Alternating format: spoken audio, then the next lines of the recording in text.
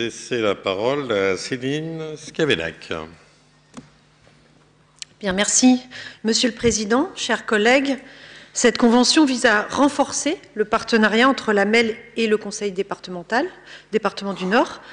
En effet, depuis les lois NOTRe et MAPTAM et les transferts de compétences qui ont suivi, la voie naturelle des relations entre la MEL et le département ne peut être que celle du renforcement. Certains territoires vont même tellement loin dans le renforcement qu'ils fusionnent, métropole et département, à l'instar de la métropole de Lyon, mais nous n'en sommes pas encore là. Ici, on s'engage donc à renforcer. Donc, bien sûr, on y est favorable, mais on devra se contenter de ces 5 axes sur lesquels vous vous êtes mis d'accord avec le président de la MEL.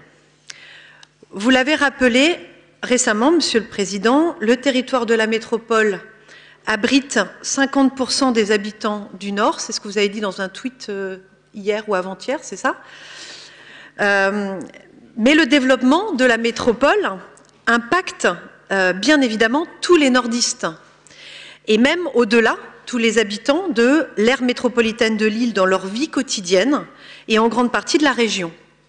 Sur le territoire de la MEL, les compétences départementales se déploient en articulation étroite avec donc un acteur institutionnel majeur qui dispose d'un budget annuel de près de 2 milliards d'euros, quand le département pèse 3,6 milliards. Comment faut-il, dès lors, travailler ensemble et plus précisément sur quoi devons-nous porter l'effort, dans l'intérêt, bien sûr, des habitants de la métropole et des nordistes?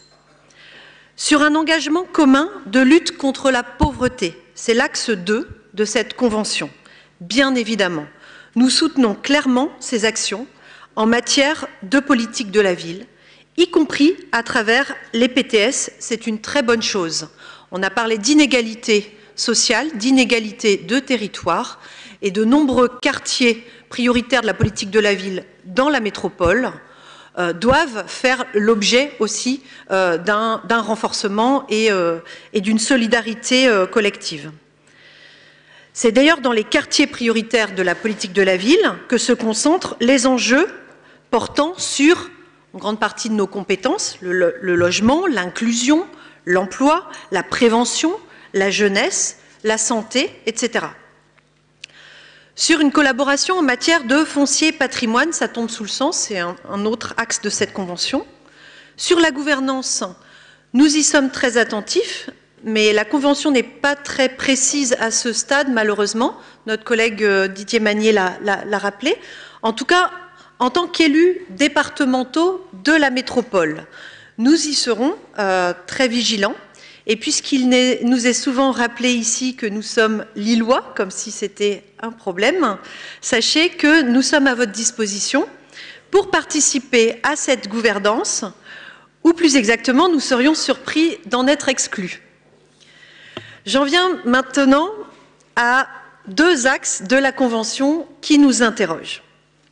L'axe 3, sur la transition écologique et la protection de l'environnement, est très insuffisant. Les 2 actions qui sont indiquées sont essentielles. La mobilité, ça a été rappelé, et l'agriculture. Mais ce qui saute aux yeux, c'est le silence de la Convention sur l'adaptation de nos villes aux conséquences du changement climatique. La semaine dernière, nous avons connu encore une période de canicule. Nous savons tous désormais que nos villes ne sont pas du tout adaptés à ce phénomène. Pas ou peu d'arbres, pas d'ombre, pas d'eau, du béton qui renforce les îlots de chaleur et augmente les risques sanitaires. Il y a urgence à agir pour adapter les zones urbaines au réchauffement du climat. Je terminerai par l'axe 1 sur le rayonnement du territoire, qui est manifestement celui qui suscite le plus d'engouement, car il est le plus précis dans les actions qui sont proposées. Alors c'est une convention, donc on ne va pas vous demander un vote séparé sur certains points, mais je voudrais juste pointer 2 projets, si vous le permettez. l'accueil de la flamme olympique pour 180 000 €. De nombreux départements ont dénoncé ce gaspillage en arguant du fait, notamment, qu'il n'y a aucune retombée économique dans cet événement. À la différence du Tour de France, par exemple. Ça, c'est pas moi qui le dis, c'est des économistes du sport. Et quoi qu'on pense du Tour de France, c'est indéniable que c'est un événement qui génère du chiffre d'affaires pour les acteurs de l'hôtellerie, restauration, etc. Donc ça, c'est objectivement démontré. Mais pas la flamme olympique. En plus, il s'agit de profiter d'un match de foot pour montrer la flamme au stade Pierre-Mauroy. Alors le foot, sport très populaire, certes, mais sport business par excellence, à milieu des valeurs de l'olympisme. Donc on trouve que c'est vraiment ambigu en termes de message. Le deuxième projet, c'est la piscine olympique de Saint-Sauveur. Donc ce projet ne fait pas consensus, vous le savez. Notre groupe s'oppose à la ville de Lille et à la MEL, et ici encore, donc à l'implantation de cet équipement sur ce site. Le département, s'il souhaite intervenir en soutien au projet lillois, devrait les choisir en cohérence avec les grands objectifs de notre département, objectifs de solidarité humaine et solidarité territoriale.